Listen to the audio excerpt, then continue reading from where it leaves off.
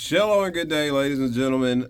We are continuing to talk about things in G major.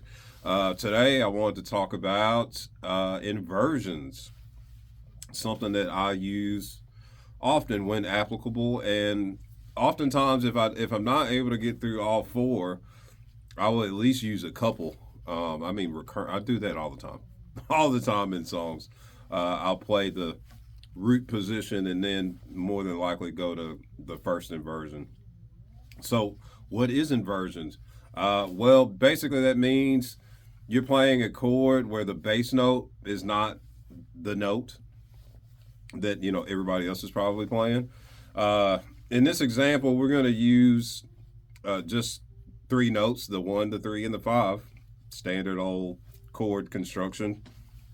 And actually, I'm going to show you on two different strings because, well, knowing at least two different ways to do the same thing is ideal.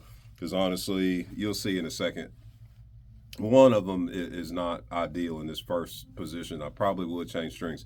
Anyhow, here we go. The first one, or let's consider, I didn't fully break down the inversions, but I'm going to get there. Let's start with the fact that for a G chord, we need a G and a B and a D. That's 1, 3, and 5. So for this position on 5 of the D is your G note, middle finger on that, ring finger on that 5, if you aren't looking at my hands. Ring finger on that 5, middle finger on the 4, the G, and then your index is on 5. And so in this construction, the G is the lowest note, but I could play where I start on the third note, which if we were to go in a straight line, if you will, the G major scale, you'd have 5, 7, and then 3. So now, still with the ring finger, I would play 9, 7, and 8. So now I'm playing, instead of G, B, D, I'm playing B, D, G. Still the same notes, they're just in a different order. That's essentially what an inversion is. It's the chord, but in a different note layout.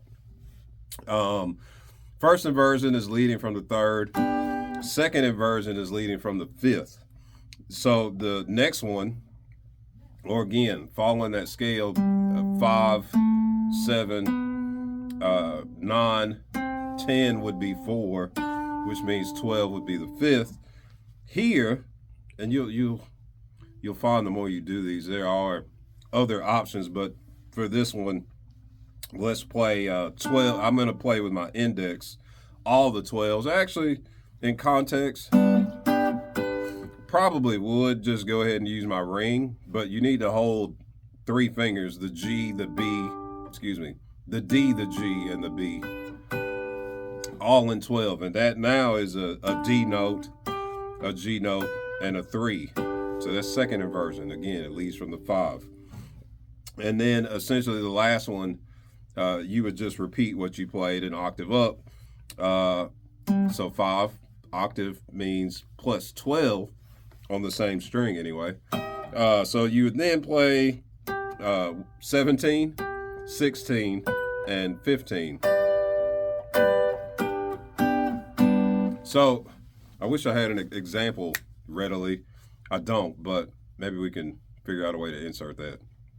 But basically, if I'm gonna make up a chord progression right now. Let's say that the chords are G 2 3 4 2 2 3 to a C, C 2 3 4 2 2 3, and then an A minor 2 3 to a D, back to a G. I would use at least 2 of those. 1 2 3 4 2 3 4 2 3 to the C. 1 2 3 4 2 2 3 4.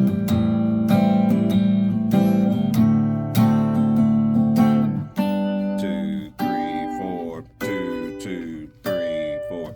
So just like that, if the time allots, I'll use all 4 of them. But lots of times, time doesn't allot for that. And it could be busy sounding to do all 4. So that's why I say lots of times I'll just pick 2 of them and do that. So I said I was going to show you in another position. Now, the one that would need to remain the same is that very first one. But something that I didn't point out, the second one is essentially, you're already holding it. I say with the first inversion, it leads from the third. So another fun fact, in order to make a G major chord, I could have just added my index on the high E, just like if you've ever played an F chord on 3, 3, 2, 1, 1. Same thing. G is a whole step from F, so you play the same shape just going forward. So in that, you were already holding 3, 5, 1. So you could play that one and then go down to the B and play 4, 3, 3. The next one looks like a D chord, just higher.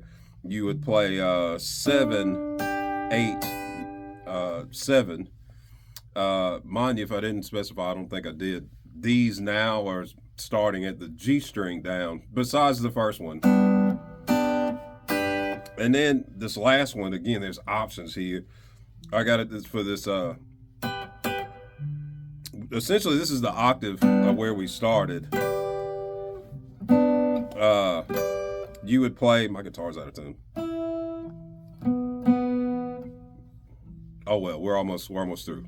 We'll just deal with it. You would play, to replicate that same one, you would play 12, 12, and 10. I, generally speaking, would recommend using ring finger, pinky, index. But that chord kind of sucks, and I'm just giving you like my real time experience. I would typically just play 12, 12, and then the 15th fret, just because it's easier. But what happens though in doing that is we don't have a 5. This last one is 1, 3, and another 1 if you don't play the 10. So, choose your battles, if you will. Generally speaking, that's it. That's all I want to share today. I hope this is helpful, and drop a comment, say you made it here, and give me something else that like you're working on or maybe need some help with. I'd love to help. Till we meet again, rock on.